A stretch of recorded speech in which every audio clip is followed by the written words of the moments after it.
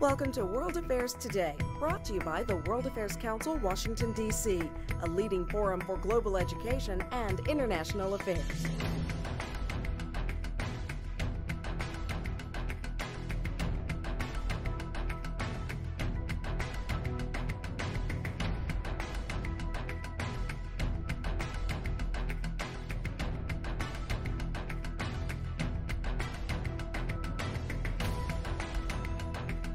Good morning and welcome to the World Affairs Council's Ambassador Series program.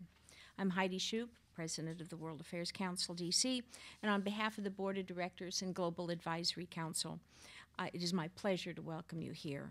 We are delighted to host His Excellency Mauro Vieira, Ambassador of Brazil to the United States, and to have this time to explore U.S.-Brazil bilateral relations, as well as to learn more about Brazil's view of various international issues, Brazil's major foreign policy goals, and the opportunities and challenges it sees ahead as it prepares for the World Cup this summer and the Olympics in Rio de Janeiro in 2016, and other issues as well.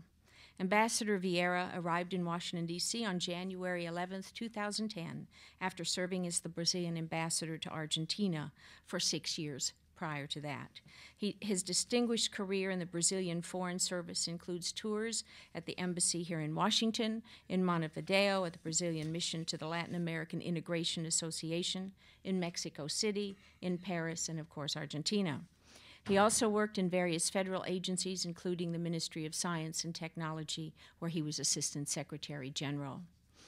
At the Brazilian Ministry of Foreign Relations, he was coordinator for international treaties, advisor to the Secretary General, and assistant to the head of the Cultural Department, advisor to the Brazilian Ministry of Foreign Relations, chief of staff to the Secretary General, and chief of staff to the Minister of Foreign Relations. From January 2003 until May of 2006, he was the representative of the Brazilian Ministry of Foreign Relations to the Board of Directors of the binational Itaipu Hydroelectric Power, the world's largest producer of renewable energy. So you see, he has an extraordinary broad background from which to address U.S.-Brazil relations. After his remarks, the ambassador has agreed to answer a few questions from our audience. In order to get in as many questions as possible this morning, we're going to use the National Press Club format and ask you to write your questions down on the cards provided at each seat and pass them to WAC DC staff, who will be walking along both sides of the room. Our moderator is Mr. Tony Cully Foster, Chairman of the Council's Board of Directors, Global Communications Committee, and I might also add, another member of the National Press Club. After emigrating from Ireland to the United States, he worked as the director of the Boys and Girls Clubs of Chicago and subsequently as personal assistant to W. Clement Stone, founder and chairman of the Combined Insurance Company of America during its global transition to Aon Corporation. In November 1985, Mr. Cully Foster established CFCO International, a business consultancy specializing in business management, government relations, corporate communications, and support services to senior management of European and Asian companies who seek to enter the American market. He is the founding chairman of the Northern Ireland Partnership, U.S. Northern Ireland Chamber of Commerce, and co-founder of Today's Ireland, a nonprofit public service television channel in the United States, as well as the former founding director and chief executive of the Congressional Award, this nation's highest recognition award program for voluntary service, personal development, and physical fitness activities for America's youth. Ladies and gentlemen, please join me in welcoming to the podium His Excellency Mauro Vieira, Ambassador of Brazil. And Tony, if you will join him on the stage. Thank you very much.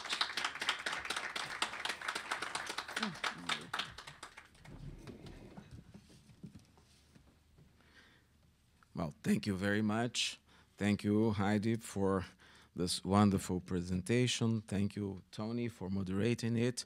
I also want to thank Mr. Belkind for hosting this event this morning and for inviting me for future occasions to come to the club.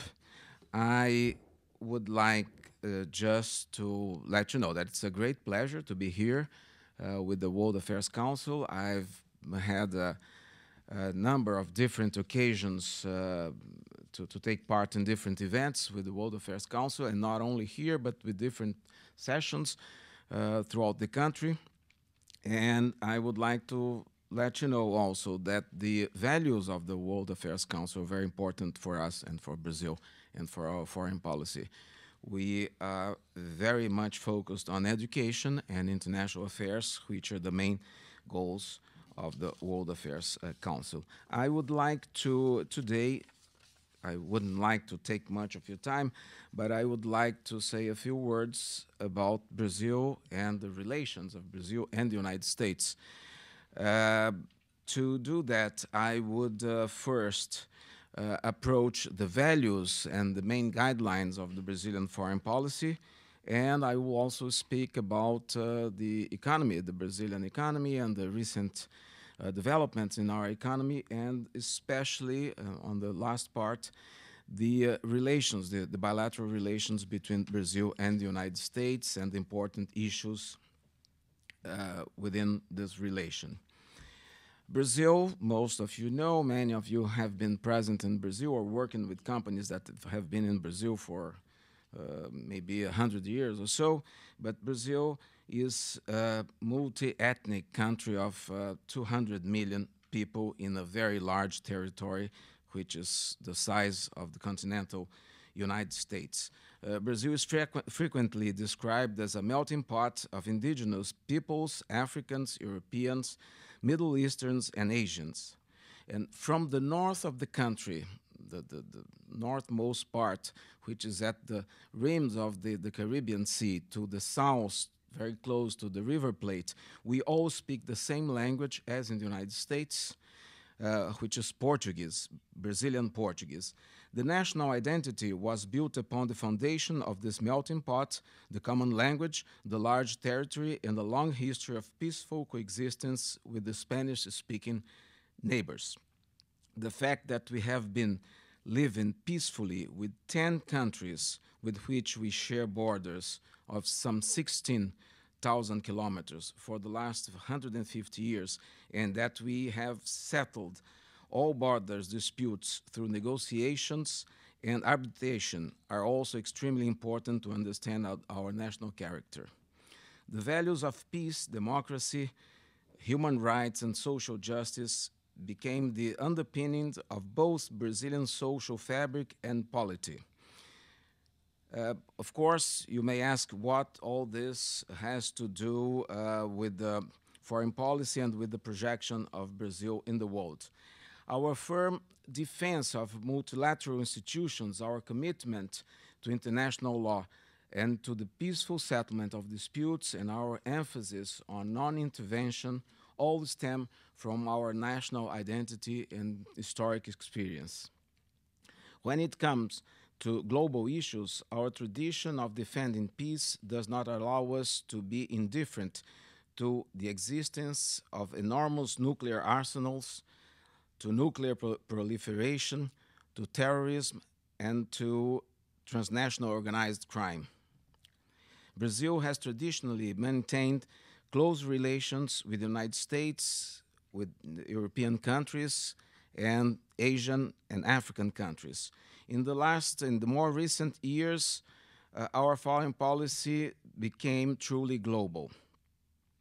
Our active policy of South American integration is founded on the understanding that prosperous and peaceful neighbors are key to Brazil's development and help the country's effort in the international stage.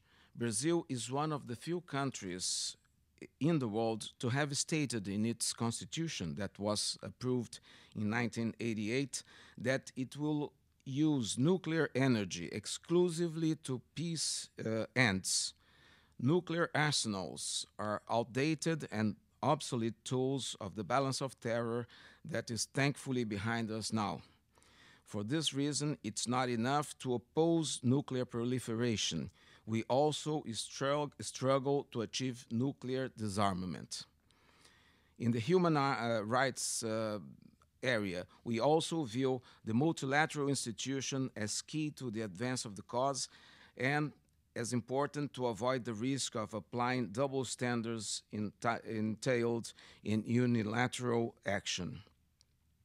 We are also committed to the reform of the multilateral institutions, including the United Nations Security Council, which must become more representative of the current political realities in order to be more effective. And we also favor the reform of all Bretton Woods institutions such as the IMF and the World Bank.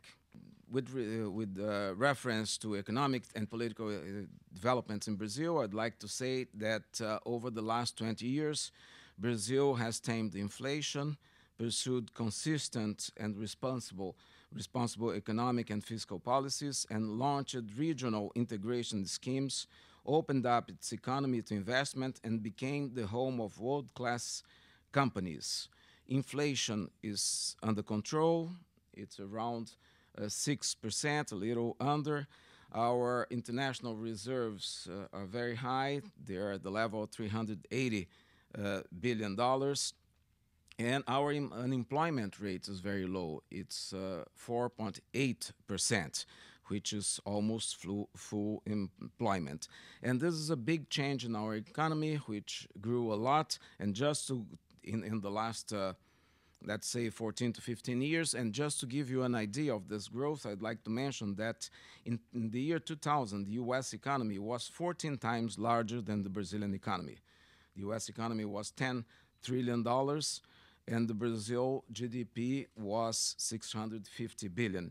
In 2012, this proportion was dramatically changed, and the U.S. economy was only 6 times larger than the Brazilian economy. The U.S. had $15 trillion, and Brazil had $2.3 trillion.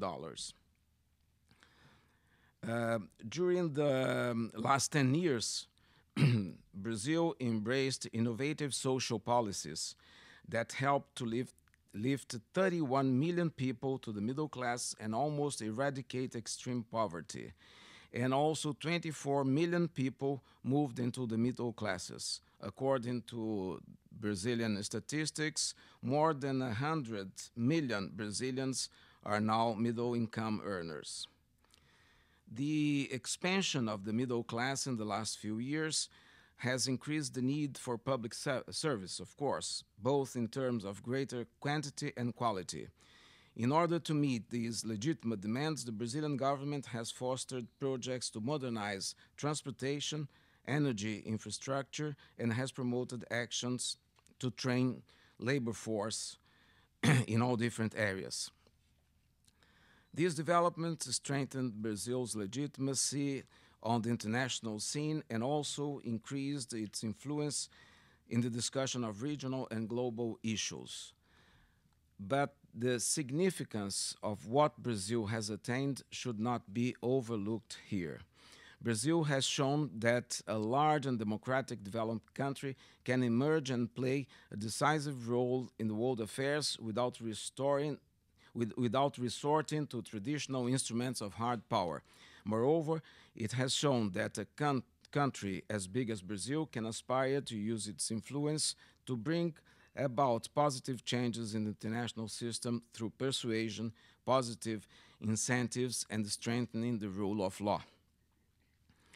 With respect to our bilateral cooperation and bilateral political relations, I would like to say that the picture that I have given for Brazil, that you have just been introduced to, can surely be an even more important partner to the United States. The relations between Brazil and the United States are very old, and we have lived a very important and long history. The United States was the first country to recognize the independence of Brazil, which took place in 1822.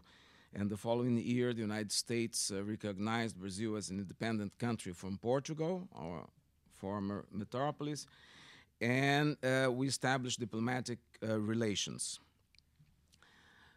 Since then, we have had a number of different visits from our heads of states to the United States and from U.S. presidents to Brazil. It's always also important to mention that since the recognition of the independence of Brazil, we have exchanged permanent diplomats, resident diplomats. At the beginning, we had ministers plenipotentiary in the legations, and in 1905, we raised our legations to the rank of embassy, and we had the first Brazilian ambassador to the United States and the first U.S. ambassador to Brazil. It was only the seventh U.S. ambassador in the world. All other missions were legations. And in the Western Hemisphere, in the Latin American continent, it was the second. Mexico had an ambassador first. But it's also interesting to see how often our heads of state met and how old is this relation. The first visit took place in 1876 on the occasion of the celebration of the centennial of the U.S. independence, when the Emperor of Brazil, Dom Pedro II, met with President Ulysses Grant in Philadelphia, and he traveled extensively. He came to Washington, New York, to Boston, where he visited Harvard University, and he even visited the West Coast. Since then, 12 Brazilian presidents have visited the United States, a total of 17 visits. And 10 U.S. presidents have visited Brazil 14 times. President Barack Obama went to Brazil in 2011, a very successful visit, and President Rousseff came to Brazil, came to the United States, to Washington, and again to Boston to visit Harvard and to meet with the governor in April 2012. To illustrate the strength of our cooperation framework, it's very important to bear in mind that we have established a huge number of bilateral dialogue mechanisms on a broad range of areas. We have, as of now, 39 different dialogues which cover all areas of our bilateral relation, which are a very important channel to discuss issues of interest in these areas so that these issues do not contaminate the whole relation. And 4 of those dialogues, the ministers report directly to Brazil's and to the United States president. 4 of those dialogues, they have this presidential level, and they take directly the discussions, and they present their reports to the heads of states in a joint meeting. And these dialogues are the Global Partnership Dialogue, the Defense Cooperation Dialogue, the Economic and Financial Dialogue, and the Strategic Dialogue on Energy. I also would like to mention that we have a very important bilateral mechanism which puts together government and the private sector. It's the CEO Forum, which involves 12 big U.S. CEOs and 12 big and important Brazilian CEOs, together with 2 high officials from each government, and they discuss the issues of interest in the business area, and they report to the presidents. With regards to our trade, Brazil is the 9th main trade partner of the United States. It was in 2013. And the second in Latin America, only behind Mexico, with whom the United States has the NAFTA with Canada. Also, it's important to mention that Brazil, that among the 10 largest U.S. trade partners, Brazil is the only one to bear a deficit with relation to the United States, a deficit that reached last year $15 billion. We buy more from the United States than sell. We have a total, we had last year, according to U.S. statistics and Brazilian statistics too, $72 billion of total trade, Brazilian exports of $28 billion, and U.S. exports to Brazil of $44 billion. Foreign investment is also a very important area. The United States is the main investor as an individual country in Brazil, with approximately $130 billion in 2013. And Brazil is also important investor in Brazil lately. Last year, the total stock of capital invested, Brazilian capital invested in the United States, reached $21 billion. And again, it's important to notice the growth of our investment relation. In the year 2000, for each dollar that Brazil invested in the United States, there were $47.2 going to Brazil from the United States. And this ratio completely changed in 2013, and now it's 3 to 1. For every dollar that comes from Brazil, there are $3 from the United States going to Brazil. This change happened not because of American companies reduced their investments in Brazil. On the contrary, it reflects the big increase in Brazilian investments, in Brazilian companies investing in the United States. The Brazilian investments in the United States, carried out primarily by large Brazilian conglomerates in various lines of business, are responsible also for maintaining approximately 110,000 jobs in the United States. As far as new opportunities are concerned, of new opportunities of business between Brazil and the United States, I would like just to highlight concrete examples of increasing partnerships between Brazil and the United States and areas of opportunities for further strengthen our relation. Infrastructure is fundamental. Brazil has a very important program of developing basic infrastructure with investments projected at about $100 billion in the coming years in the areas of oil, gas, energy, airports, highways, railways, high-speed train between the cities of Rio and São Paulo, and ports and urban mobility program. Just in 2013, bidding rounds and concession processes represented an investment committee of over $35 billion over the period of these concessions. Energy, of course, is also a matter of great interest between Brazil and the United States. Brazil has proved reserves of 15 billion barrels of oil. Our production in the next 10 years will double, and in the next 30 years will triple. Brazil enabling the country to cover its domestic consumption and becoming one of the main exporters of oil.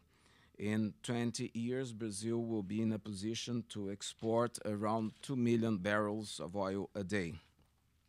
2013 was a good year for the oil and gas industries in Brazil and for companies that invest in these areas, including two large American companies. The Brazilian government held 3 bidding rounds for the exploration of oil and gas, mostly offshore, in May, October, and November. And also in November of last year, we held a bidding round for shale gas.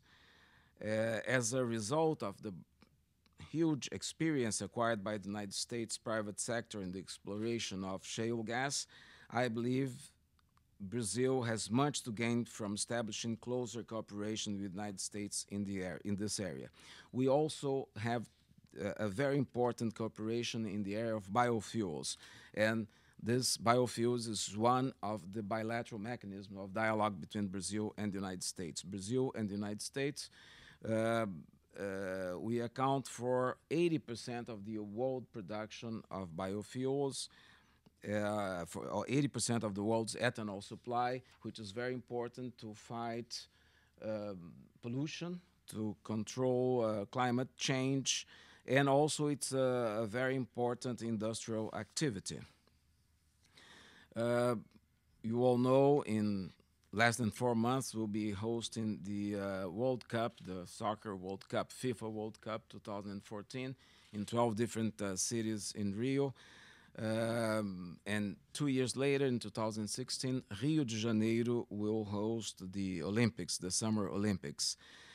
These big sport events, they are seen as important instruments to attract investments, not only foreign but also domestic investments, and to generate indirect benefits to the Brazilian economy that could reach up to $90 billion in 2019.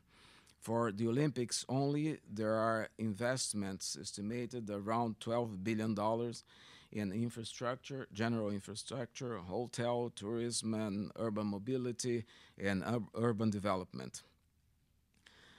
Brazil is very much aware that these mega events are not an end in itself, but an instrument to foster economic growth, create high-quality jobs, and improve infrastructure.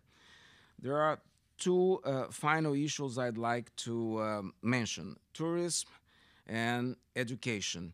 Brazil is a very important source of international tourists to the United States. It will be the third main origin of tourists to the United States after the United Kingdom and Japan very shortly. We're number 4 now. Germany is number 3, but the growth of the Brazilians' tourism coming to the United States is huge, very impressive, and all projections shows that we'll be sending more tourists to the United States than Germany. Last year, 2013, 2.2 million Brazilians visited the United States. And according to estimates of the Department of Commerce, their Brazilians spent around $12 billion in the United States during their period of visit. This travel and tourism exports accounted for 39% of all U.S. service exports to Brazil in 2013. Second issue I'd like to mention is education, and the government of President Dilma Rousseff launched shortly after the inauguration an important program called Science Without Borders, or Science Mobility Program, and which has the goal to send abroad 101,000 Brazilian students to undergraduate and graduate studies abroad for periods of 1 year, totally sponsored by the government, and also to bring to Brazil researchers and faculties from universities all over the world to teach in Brazil for periods of up to 2 years in 4 periods of 1 semester. And this program is focused only in science, technology, engineering, and mathematics. It does not mean that we will not have scholarships funded by the government in other areas. But this is a new program which is very important to the government, and it's only focused on the STEM area. And we have already sent, since its launching in 2011, 10,000 students to the United States. Presently, we have 4,500 Brazilian students studying in U.S. institutions and under this program. The program also provides for internships during the period of stay of the students here with big, huge American companies in the specific area, and also with Brazilian companies present in the United States in different sectors. To conclude my remarks, I would like to say that Brazil has consolidated its influence in the world affairs through cooperation and soft power, thus strengthening its credential to contribute actively to a more democratic, stable, and just political and economic international order. The consolidation of democracy, the economic accomplishments, and the acceleration of social inclusion over the last 2 decades represented a boost to Brazil's capacity to project its value and legitimate interests abroad. Brazil and the United States are the largest economy of the Western Hemisphere, both vibrant multi-ethnic democracies with large territories and large populations. It's true that we do not agree on all issues of international agenda all the time. There is no such thing as an automatic alignment in a mature relationship between two big nations. The disagreements, when they arise, are discussed through the different channels and mechanisms I just referred to. And although we have our disagreements, we had different positions that we defend internationally, the areas of convergence are much wider than the areas of divergence. Opportunities generated by our partnership are thus endless, and it is up to the governments, the business communities, and the civil societies to take advantage of them. Thank you very much for listening to my remarks. I hope I was not very long and very boring. And of course, I'm ready to continue our program. Thank you very much.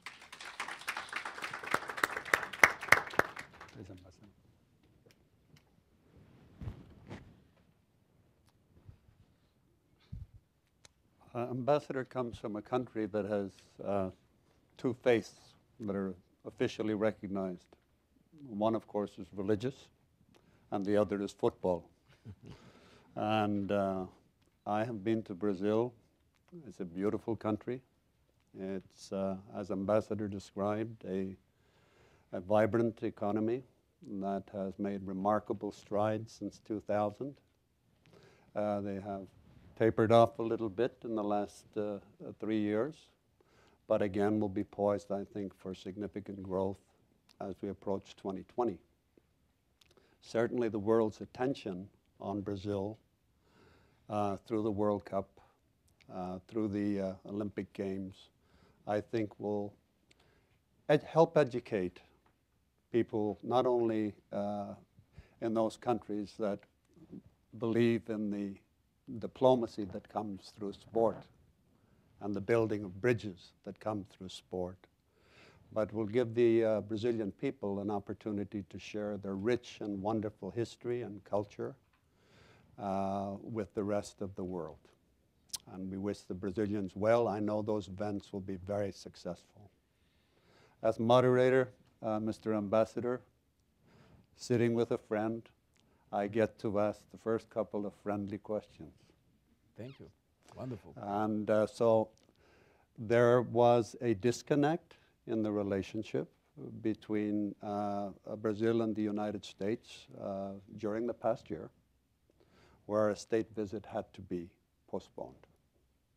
And I wonder if there is anything that you can share with us today in terms of when that state visit might take place again, or the work that is taking place to work again towards your president visiting the United States.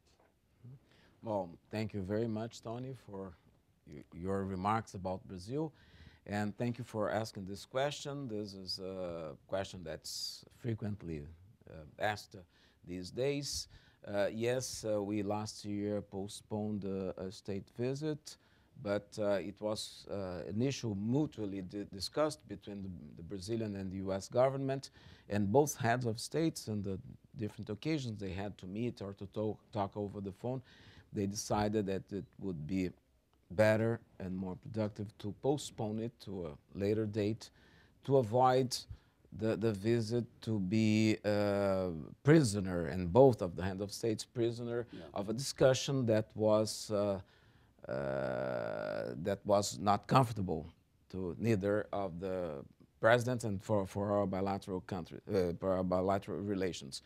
But this does not mean that we have stopped all kinds of connections, all kinds of discussions. On the contrary, we have continued to discuss through the different mechanisms that we have all important issues, and the private sector, many of the companies represented here today, they have continued to express, the American companies, they express their interest in investing in Brazil and continuing to have a presence, an important presence in Brazil. I have received, during my whole tenure here, visits of important CEOs who always address me and say, well, Brazil is a very important country for our company. We want to have more business, more investments, and more trade. And so this is also the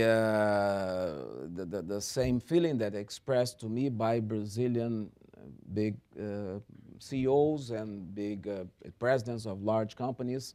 I just received a couple of weeks ago, a visit of a very important CEO from Brazil who said he's very interested to continue to invest in the United States. So we have continued to discuss all issues, and even the issue that caused this postponement.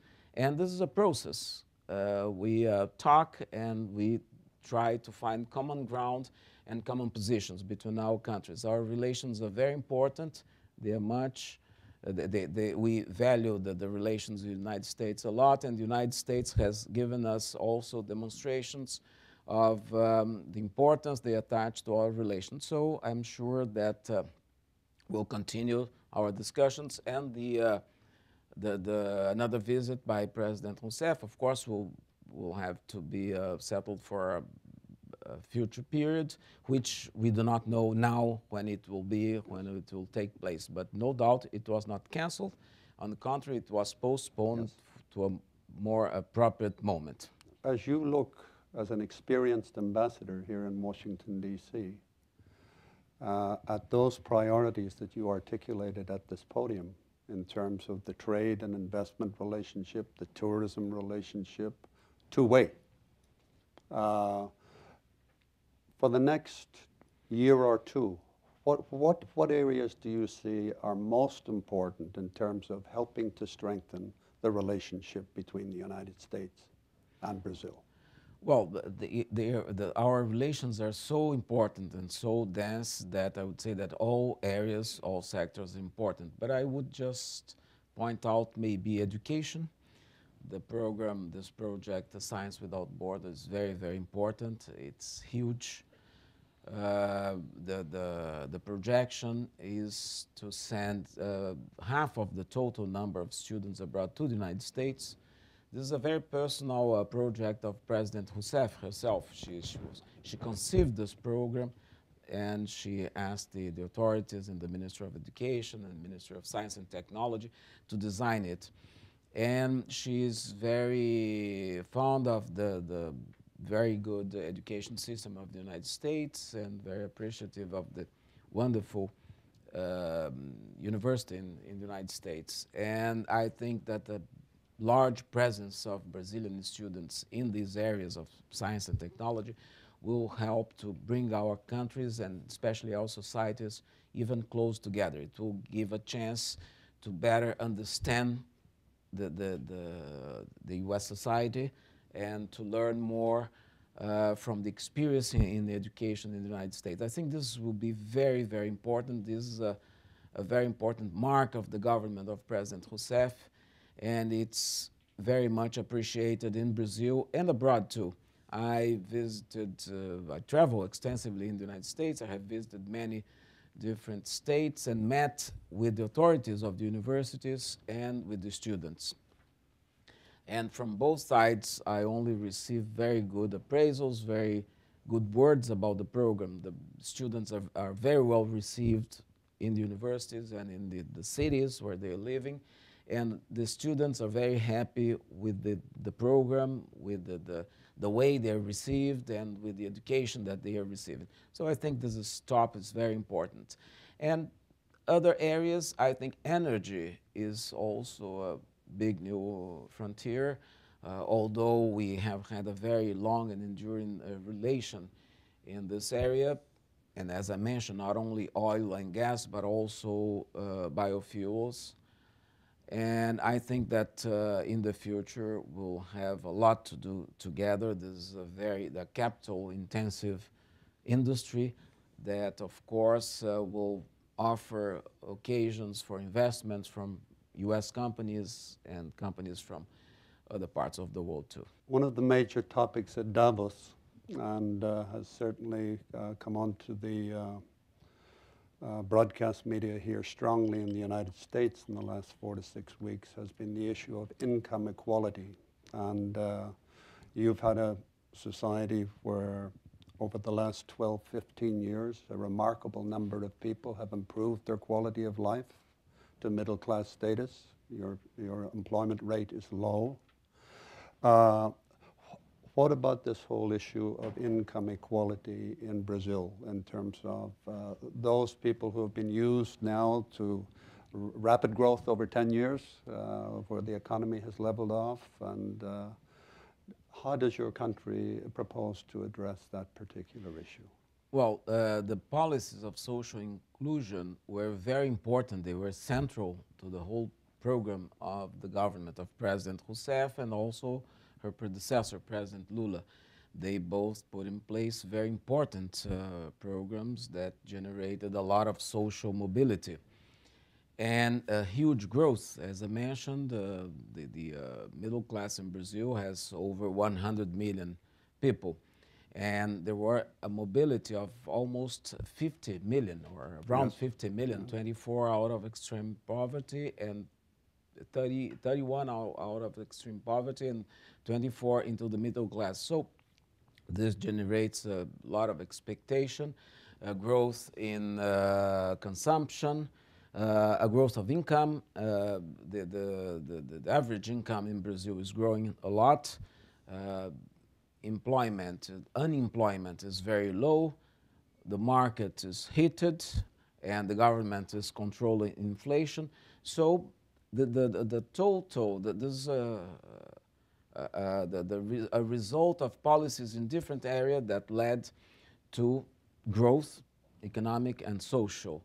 And this is very important, this is central, this is a policy that is to be continued, and it's something that's acquired by the society. I don't think that any government in the future that comes to power in Brazil, any party that comes to power, will be in a position to change the direction and not to look at these areas, the social areas and social inclusion policies, apart from economic policy.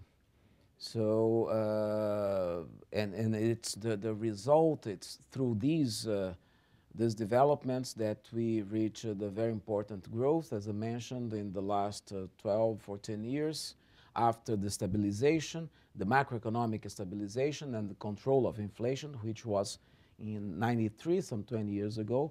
It reached 2,000% a year, just to give you an idea, which makes, of course, all kinds of planning, personal, government, or enterprise or companies, absolutely impossible. So I think that this is part of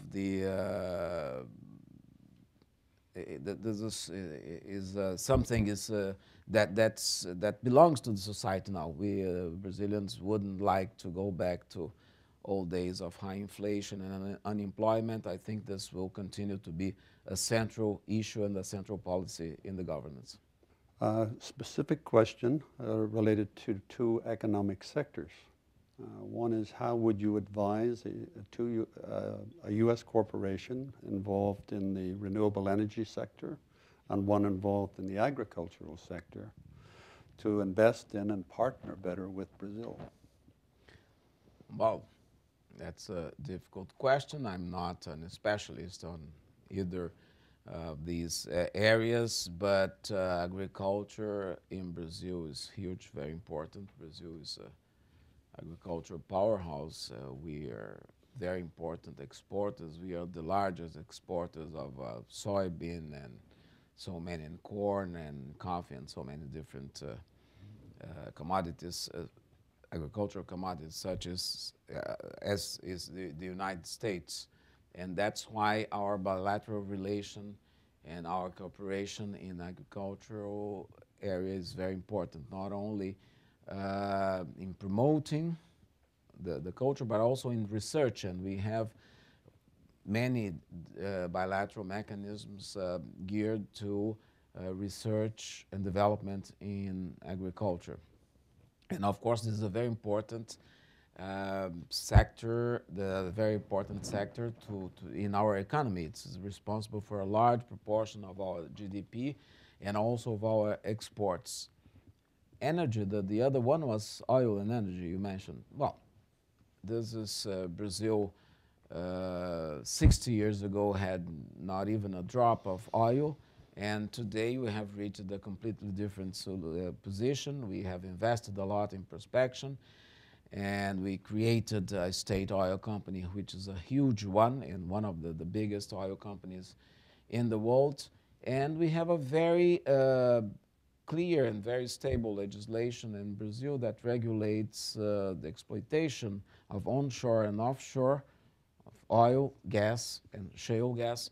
And this legislation reserves a part in the business for the national oil company.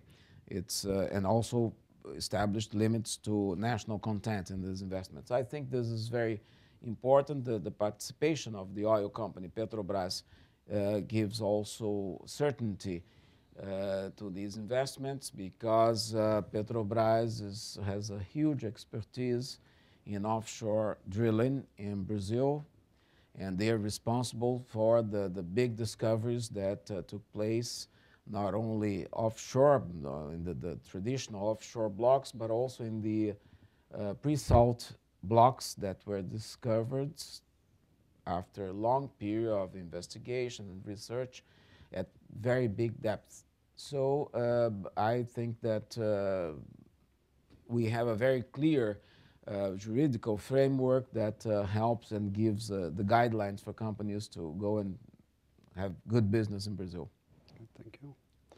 In your speech, Ambassador, you referenced the importance of not just constructive engagement, but of soft diplomacy, of which education is a key component.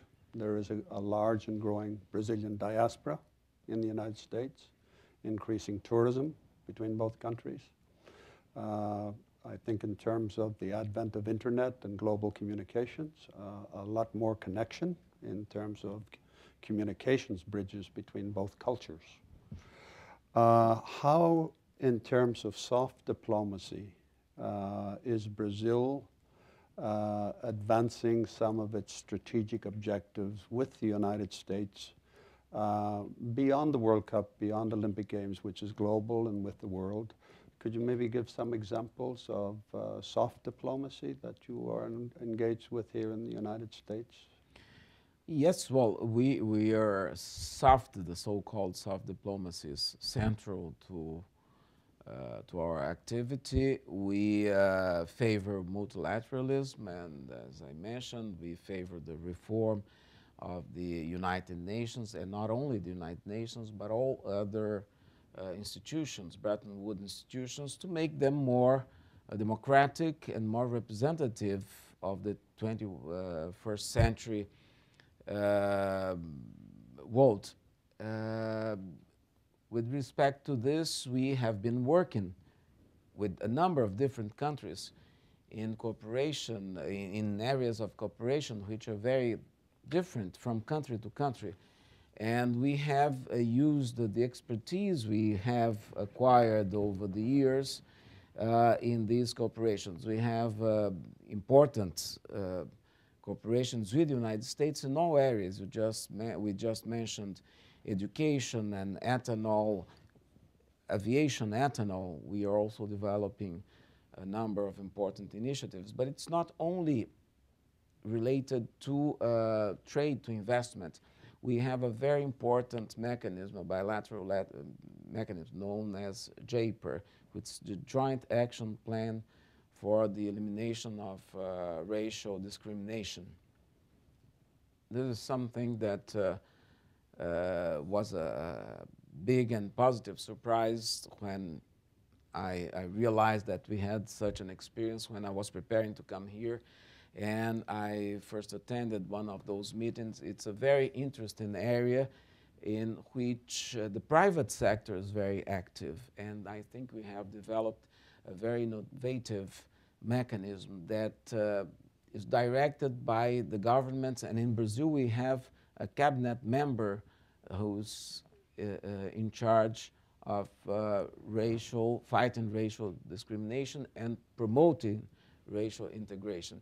And I was very much surprised positively to see that officials on both sides, and on the US side it was the State Department, together with private companies, were developing a number of very interesting programs to promote integration, racial integration.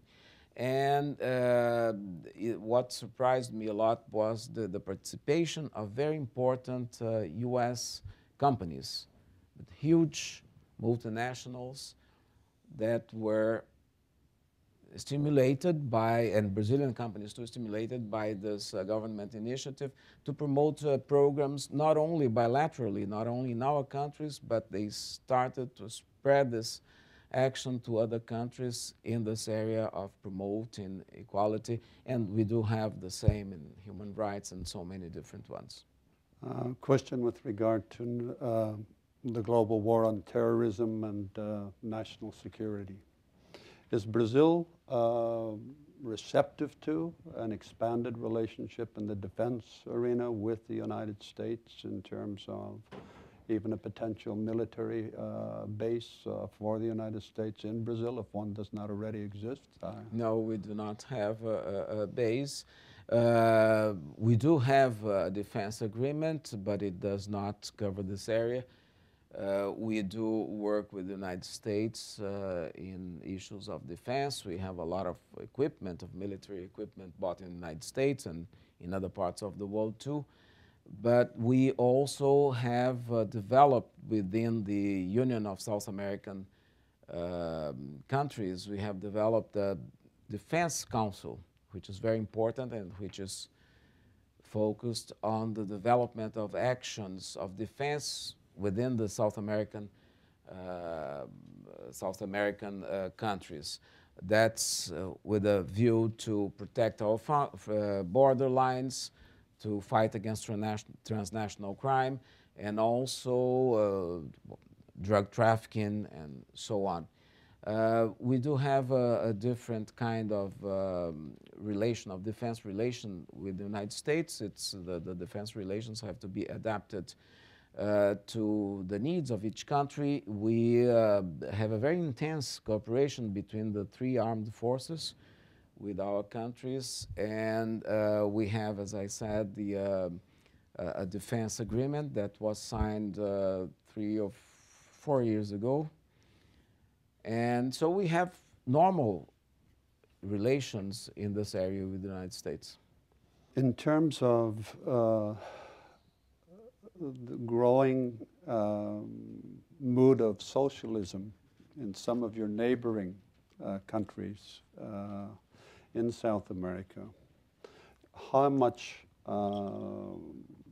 does Brazil get involved in terms of discussion, in terms of as a pro-capitalist culture, and one that encourages free trade and investment and development based on a private-public partnership relationship? Can you talk maybe a little bit about the regional dynamic that surrounds you from your 10 neighbors? Well, I prefer to give you an idea of the atmosphere in Brazil. And then, of course, you can draw conclusions. In Brazil, we have a multiplicity of parties. We have a huge number of parties. We do not have a two-party system. Yes.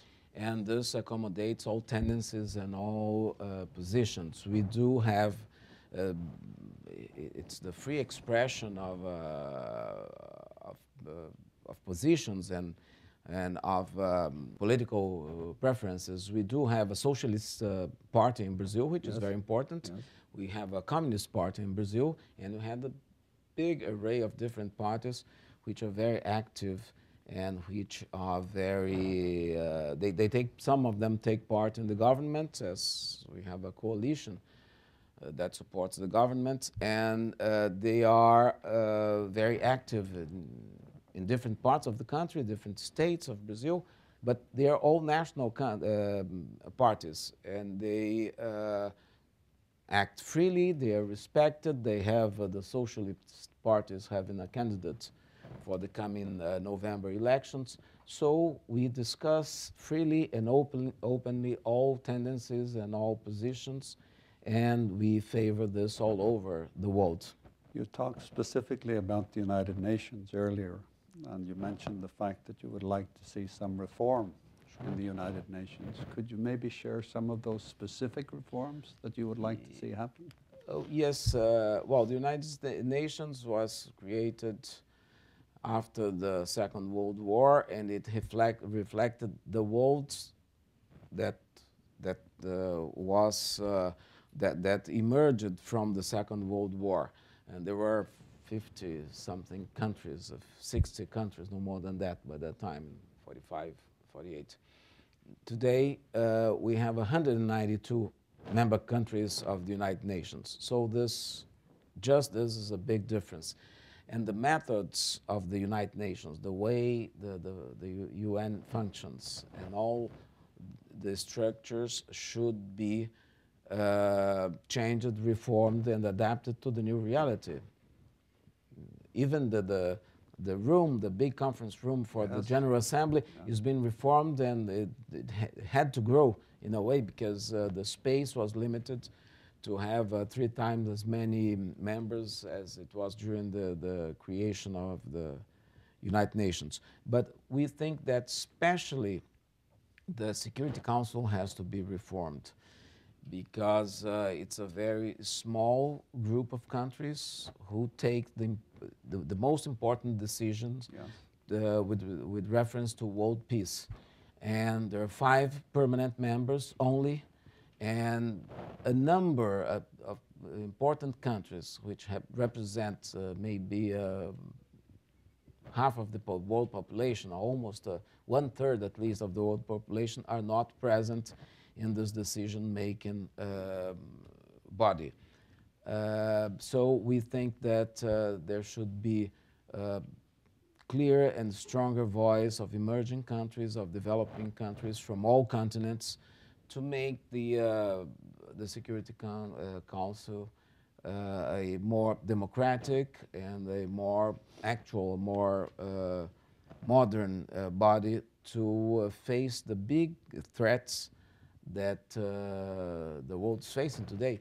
And countries, big countries with large population as Brazil, I'm sure we can give an important contribution to these discussions and share our views and the way we see the world, the way we interact with the world in this body to help to keep peace in the world.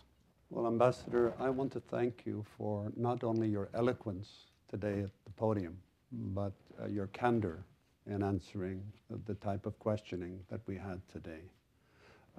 We are honored to have you here. And as a final comment, I asked Ambassador a question that I know that you're all thinking about. I asked him to tell me who was going to win the 2014 World Cup. And his answer was the best team. Sure. So thank you very much indeed, Ambassador. Thank you very much indeed. Thank you for joining us for World Affairs Today, a production of the World Affairs Council, Washington, D.C.